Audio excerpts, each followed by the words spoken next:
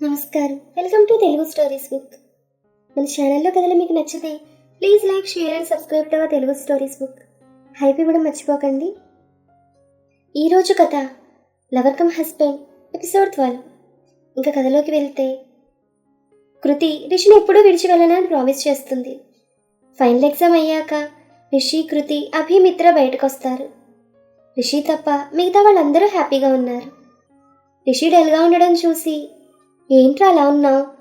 1 month holidays, ఇంటికి వెళ్తున్న సంతోషం లేదు? మీ అమ్మగారు ఎప్పుడు వస్తారు అని అడిగాడు అభి.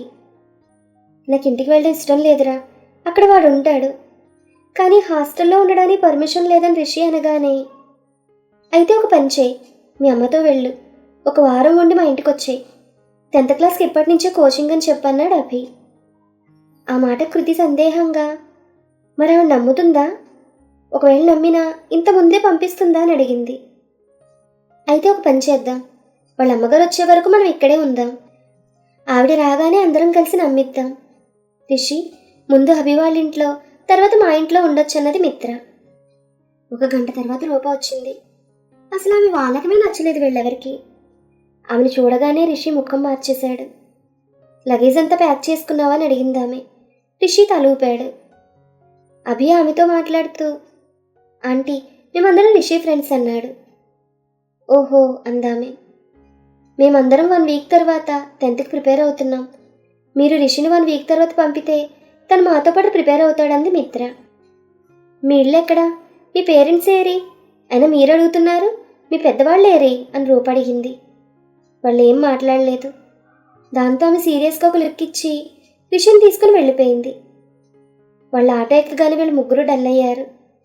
రిషి వెనక్కి తిరిగి చూసి, నేను వస్తానుగా అని సైగ చేశాడు. దాంతో వాళ్ళు ఆనందంగా బై చెప్పారు. రిషిని తీసుకుని ఇంటికి వచ్చింది రూప. రిషిని చూసిన లావణ్య, నిహాన్ చాలా హ్యాపీగా ఫీల్ అయ్యారు. కానీ శరత్ మాత్రం నవ్వు నవ్వాడు. వారం రోజులు ఎలాగో గడిపేశాడు. తనకు ముళ్ళ మీద కూర్చున్నట్లుగా ఉంది. వాళ్ళ అమ్మ పక్కన శరత్ని చూసినప్పుడు చాలా చిరాకు వచ్చేది తనకి. రూప ముగ్గురిని ఒకేలా చూసినా రిషికి మాత్రం తన తక్కువ చేసిన ఫీలింగ్ కలిగింది. కానీ ఆమె మాటే ఫైనల్, మొగుడైనా పిల్లలైనా. వారం తర్వాత రూపతో రిషి, నేను ఇంక వెళ్తానన్నాడు. ఎక్కడికి అని అడిగింది రూప. మా హాస్టల్కి అన్నాడు. 4 రోజులు సెలవులు, హాస్టల్కి కూడా. నాకు తెలుసు, కానీ నాలాగా తల్లిదండ్రులు లేని వాళ్ళు ముందు వెళ్ళొచ్చు అన్నాడు రిషి. అంతే, ఆ మాటకి రూప చెంప మీద లాగిపెట్టి కొట్టింది. రిషి చెంపరుద్దుకుంటూ, అదే మీ పిల్లలైతే కొడతావా అని అడిగాడు. ఇంతకన్నా ఎక్కువగానే కొడతాను, ఏమనుకుంటున్నావో. సెలవులు అయ్యే వరకు వెళ్ళడానికి వీల్లేదంటూ రిషికి ఖచ్చితంగా చెప్పింది. ఆ మరుసటి రోజు రూప లేచేసరికి రిషి కనపడలేదు.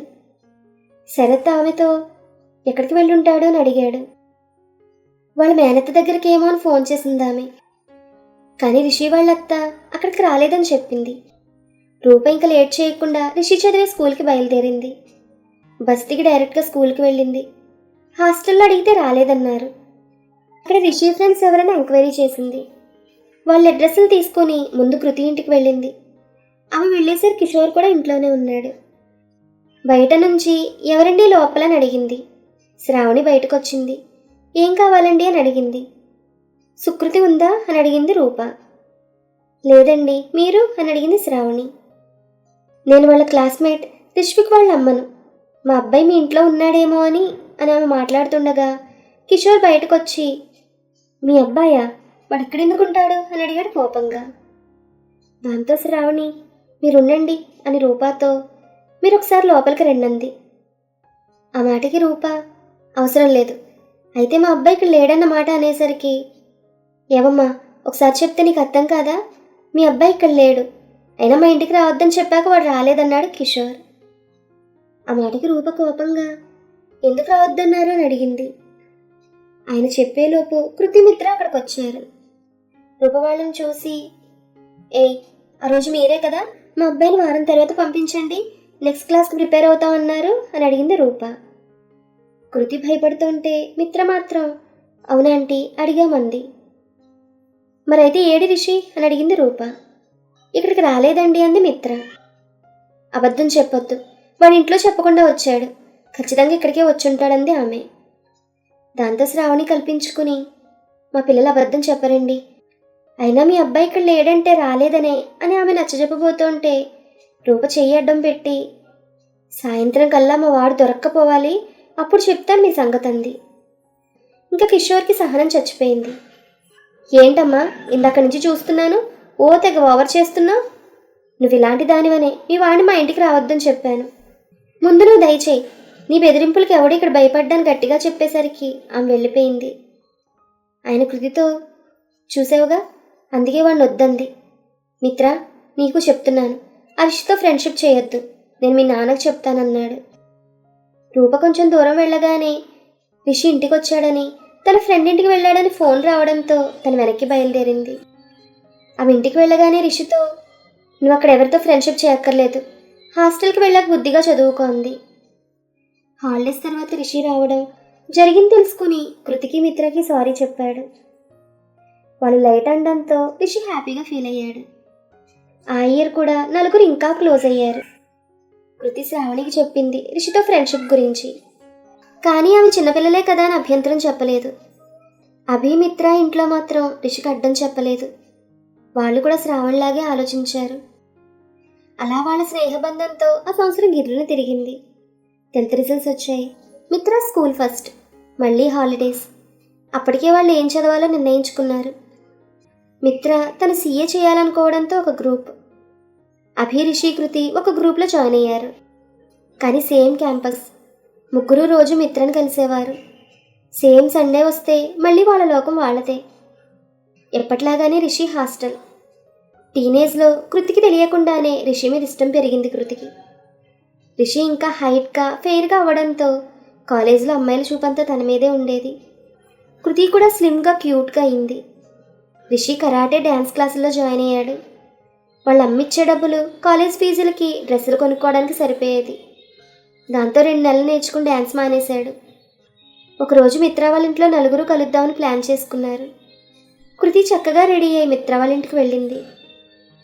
తను వెళ్ళేసరికి మిత్ర వాళ్ళ గార్డెన్లో రిషి ఒక్కడే కూర్చుని ఫోన్ చూసుకుంటున్నాడు. కృతి వెనక నుంచి వెళ్ళి రిషి కళ్ళు మూసి ఏదో చెప్పాలనుకుంటూ నెమ్మదిగా వెళ్ళింది. ఇంకో 10 అడుగులుండగా ఎవరో రిషి కళ్ళు మూశారు. దాంతో కృతి ఆశ్చర్యంగా అక్కడే ఆగింది. రిషి, కృతి నువ్వే కదా అని చేతులు పట్టుకున్నాడు రిషి. కృతి కాదు. మిత్ర, నువ్వేలే కానీ అంటూ చేతులు తీశాడు. మిత్ర కాదు, నువ్వు మిత్రా సిస్టర్ కదా అన్నాడు. ఆ పిల్ల సిగ్గుపడుతూ రిషి ఎదుర్కొచ్చింది. ఆమె క్లియర్గా కృతికి కనపడింది. ఆ అమ్మాయిని చూసిన కృతి, ఏంటిది కోల్గేట్ యాడ్లో లాగా పళ్ళు కిలిస్తోంది, కొంపదీసి వాడికి ప్రపోజ్ చేసి తగలడుతుందా అనుకుంది. మీ అక్కేది అని అడిగాడు రిషి. మా అక్కొస్తుందిలే కానీ నువ్వైతే నాతో మాట్లాడు అందా పిల్ల. సరే కూర్చో అన్నాడు రిషి. కృతి రిషి వెనక్కొచ్చింది వాళ్ళకి కనపడకుండా. నీ పేరు అని అడిగాడు రిషి. కావ్య అంది మళ్ళీ సిగ్గుపడుతూ. Good name. ఏం చదువుతున్నావు?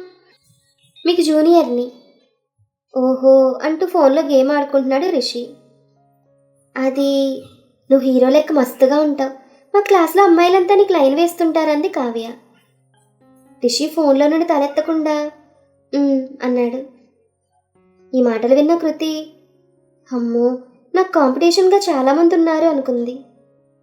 అందుకే నీతో మాట చెబుదామని వచ్చిన, ఐ లవ్ యూ అని కళ్ళు మూసుకుంది కావ్య. అది చూసిన కృతి, ఓరి నీ వేషాలు, అయినా నువ్వే గ్రేట్ నాకన్నా. కానీ నాది ప్రేమే, నీలాగా రిషి అందం చూసి మాత్రం కాదనుకుంది కృతి. రిషి ఏం చెప్తాడా అని కావ్య కన్నా యాంగ్జైటీగా చూస్తోంది. రిషి ఏం మాట్లాడలేదు. దాంతో కావ్య, ఓయ్ నిన్నే, ఐ లవ్ యూ అంది. మీ అక్క రాని అన్నాడు రిషి. ఆ మాటకు కావ్య భయంగా, మా అక్క, అమ్మో తనకి తెలిస్తే మా అమ్మకు చెప్తుంది, నువ్వు బాగా టైం తీసుకో కానీ సేమ్ టు యూ అనే చెప్పు అంది కావ్య. కృతి కోపంగా వెళ్ళి ఆ పిల్ల 2 చెంపులు వాయించి జుట్టు పట్టుకుని లాగుతోంది. అలా చేశా అనుకుని చెట్టాగులు లాగుతోంది కృతి. ఇంతలో కావ్య, నిన్నే చెప్పింది అర్థమైందా అని అడిగింది. దాంతో రిషి లేచి, ఇందాకటి నుంచి చూస్తున్నాను, ఏంటి నీ సోదా, 1 నిమిషం ఆగు అంటూ మిత్రకు కాల్ చేశాడు రిషి. మిత్ర ఫోన్ లిఫ్ట్ చేసి, వచ్చావా? వస్తున్నాను 5 minutes అంది. నువ్వు ఇంకో 1 మినిట్లో ఇక్కడికి రాకపోతే ఇక్కడ ఏం జరుగుతుందో నాకే తెలియదు అన్నాడు రిషి. అది చూసి కావ్య భయంతో లోపలికి వెళ్ళిపోతుంటే చేయి పట్టుకున్నాడు. మిత్ర పరిగెత్తుకుంటూ వచ్చింది. రిషి కావ్య చెయ్యి పట్టుకుని ఉండడం చూసి ఏమైందిరా అని అడిగింది. రిషి తన ఫోన్లో వీడియో చూపించాడు. ఆ పిల్ల ప్రపోజ్ చేయడం. అది చూసిన మిత్ర షాక్. వాళ్ళ చెల్లి వైపు సీరియస్గా చూసి రిషితో, సారీరా, అది చిన్నపిల్ల, ఏదో తెలియక అని చెప్పింది మిత్ర. అందుకే నీకు చూపించాను వీడియో. బెదిరిస్తోంది మళ్ళీ, అందుకే నాకు కోపం వచ్చిందన్నాడు రిషి. దాంతో మిత్ర తన చెల్లితో, నువ్వు లోపలికి వెళ్ళు అని అరిచింది. అమ్మాయి ఏడుస్తూ వెళ్ళిపోయింది. రే, థ్యాంక్స్ రా, నువ్వు కాబట్టి నాకు చెప్పావు.